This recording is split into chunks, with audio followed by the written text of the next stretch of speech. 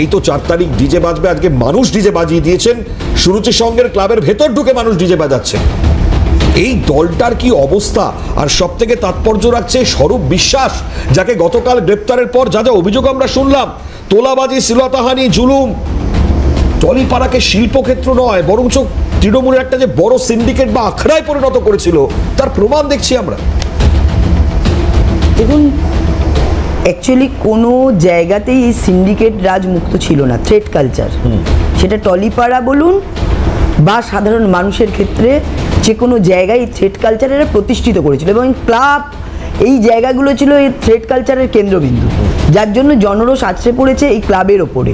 এখান থেকেই এই অরূপ বিশ্বাসের ভাই স্বরূপ বিশ্বাস, তার স্ত্রী আবার কাউন্সিলর, তো এই যে একদম ক্ষমতাবান যারা রয়েছেন তারা ক্ষমতা নিয়ে কিভাবে থ্রেড কালচার করতে হয়। আমি একদিন বলেছিলাম যে প্রত্যেক জিনিসের সমান এবং বিপরীত প্রতিক্রিয়া আছে।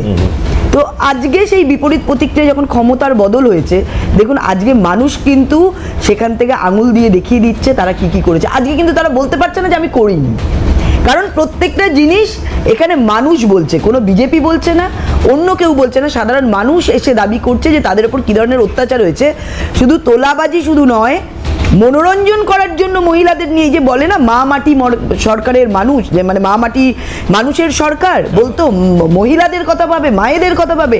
আজকে ভাবুন যে বেড পার্টনার না হলে তার কাজ মিলছে না, তাকে ডাইরেক্ট ইনডাইরেক্ট সেইভাবেই তাকে বলছে, সেই জন্য তার 9 বছর ধরে সে কাজ পায়নি, 2 বছর ধরে একদমই বন্ধ।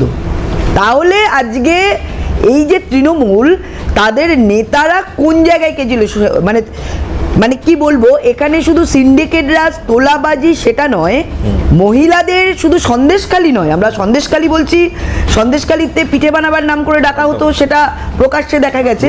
এরকম পিঠে বানাবার নাম না করে অন্য কিছুর নাম করেও যে এসো বসো কথা বলো কাজ পাবে, সেই নাম করেও যে বড় বড় কলকাতাতেও ডাকা হতো বা হয়েছে, সেটা কিন্তু আজকে আস্তে আস্তে সামনে আসছে, আরো আসবে। এটা তো সবই শুরু। অনেক দিন ধরে আমরা মানুষকে থামিয়ে রেখেছিলাম যাতে কোনো গন্ডগোল না হয়, কেউ যাতে কারোর ওপর না বলে, মানুষ যাতে ঠিকভাবে থাকে, অত্যাচার যাতে না হয়, আমরা এটা চাই না। কিন্তু হ্যাঁ, যারা অত্যাচার করেছে মানুষের উপর, যারা 21-এ দীর্ঘদিন ধরে ঘর ছাড়া হয়েছে, যারা বাড়ি থাকতে পারেনি, যাদের ব্যবসা বন্ধ করে দিয়েছে, তারা তো আজকে বলবেন। কত মানুষকে আপনি বন্ধ করে রাখবেন, তারা কত অত্যাচার, ধরুন যাদের অত্যাচারে আজকে তার বাড়ির ছেলেটা মারা গেছে, নৈহাটিতে হয়েছে, জগদ্দল হয়েছে, তার মাটা মারা গেছে, তাদের বাড়ির পরিবার কতদিন চুপ করে থাকবে আপনি বলুন তো? তারপরে ওরা বড় বড় কথা বলে। আর এই যে বলছে না চুল্লি, শুধু চুল্লি করে রাখবে, তিনি বলেছিলেন না ডিজে বাজাবে নয়, তিনি ভালো করে চুল্লিও তৈরি করে দেবে, তার মানে মেরে তাদেরকে চুল্লিতে পুড়ে দেবে। এবং এই যে দেখুন, এই যে আমরা অভয়ার ঘটনার সময় বলেছিলাম যে এমনভাবে মারবো যে সেটা মনে হয় সুসাইড করেছে, মানে এই যে প্ল্যানিং, এটা কিন্তু একদম নিচ থেকে ওপর অব্দি, সেটা কিন্তু এই যখন ক্ষমতায় ছিল প্রত্যেকটা কাজের মধ্যে এই বিষয়গুলো কিন্তু বিদ্যমান।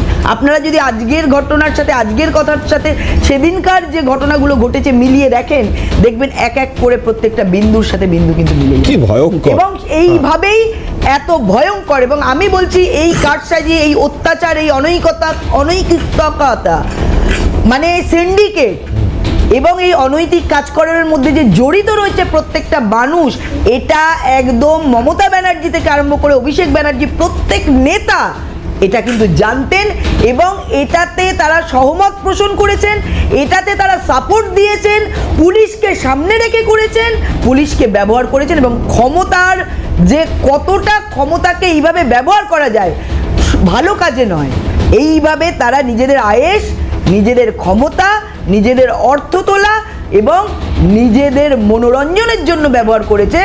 সমাজকে কিভাবে বিধ্বংস করেছে সেটা কিন্তু আজকে মানুষের ক্ষোভের মাধ্যমে না বলে হয়তো